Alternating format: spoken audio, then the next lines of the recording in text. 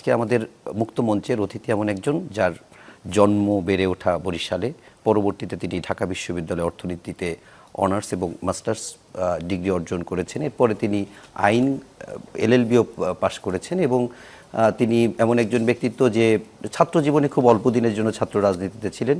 এরপর যুবদল প্রতিষ্ঠার পর থেকেই তিনি যুবদলে রাজনীতি করেছেন ছাত্র জীবন তরুণ বয়স থেকে। এরপর তিনি যুবদলের কেন্দ্রীয় সভাপতি এবং সাধারণ সম্পাদকের দায়িত্ব পালন করেছেন। সবশেষ বিএনপির যুগ্ম মহাসচিবের দায়িত্ব পালন করেছেন। বর্তমানে তিনি বিএনপি চেয়ারপারসনের উপদেষ্টা, দুবারের সাবেক সংসদ সদস্য। আমাদের আজকের অতিথি অ্যাডভোকেট সৈয়দ মোয়াজ্জেম হোসেন আলাল ভাই। জি, আসসালামু আলাইকুম।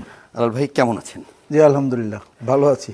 আমরা গত 15 বছর 20 বছর এরকম দীর্ঘ সময় যদি দেখি, তো বিএনপির যে কয়জন রাজনীতিক একেবারে মাঠ থেকে শুরু করে গণমাধ্যম পর্যন্ত সরব ছিলেন, ভাইব্রেন্ট ছিলেন, তাদের ভিতরে অ্যাডভোকেট সৈয়দ মোয়াজ্জেম হোসেন আলাল অন্যতম। কিন্তু 15 বছরে আপনাকে যে হারে কথা বলতে দেখেছি, রাজপথ থেকে শুরু করে গণমাধ্যমে, কেন যেন মনে হচ্ছে গত কিছুদিন ধরে নিজেকে একটু গুটিয়ে রেখেছেন কিনা, কিংবা ওই অতটা সরব লাগে না আপনাকে, কারণ কি? জি আপনাকে ধন্যবাদ। দর্শক শ্রোতা যারা আছেন সকলকে শুভেচ্ছা আমার এবং বিএনপির পক্ষ থেকে।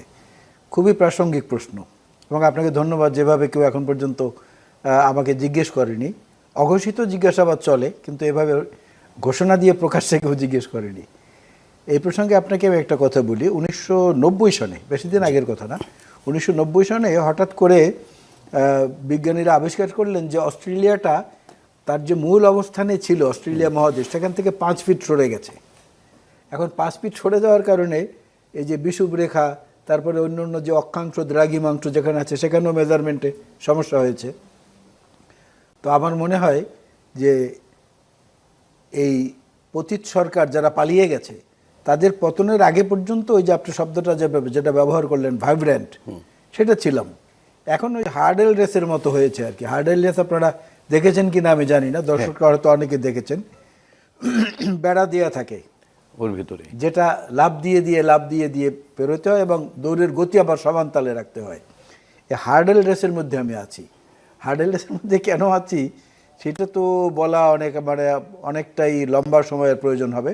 তবে আমি মনে করি যে সবসময় একটা ভাইব্রেশনের মধ্যে থাকাটা বোধহয় ঠিক না।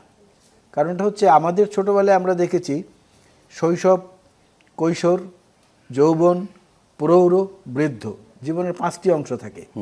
এই সাম্প্রতিক সময় আবার দেখবেন আরেকটা নতুন অনুষঙ্গ যুগ হয়েছে। কি হয়েছে? টিনেজার।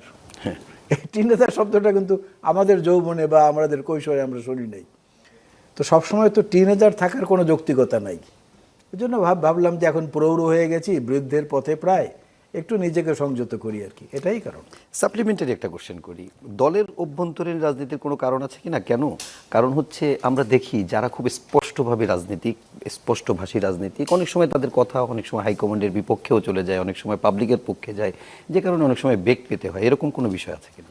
না, এরকম বিষয় থাকলেও সেটা আমার অজানা। আচ্ছা, সেটা আমার অজানা, কারণ আমাকে এমন করে কেউ বলেনি। আর এর মধ্যে ধরেন কথা যারা বলে তাদের কথার মধ্যেই তো ভুল হওয়া স্বাভাবিক। ভুল তো নাই একমাত্র ফেরেশতার এবং ইবলিসের।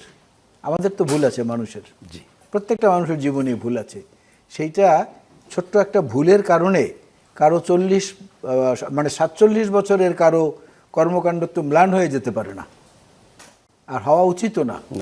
সেটা যদি কেউ মনে করে থাকে যে 30 সেকেন্ডের বা 20 সেকেন্ডের একটা শব্দের কারণে এর 47 বছরের সমস্ত ইতিহাস আমি মুছে দেব, একে আমি ওই টেকনোটিক প্লেট সরার মতো সরিয়ে দেব, দিতে পারেন।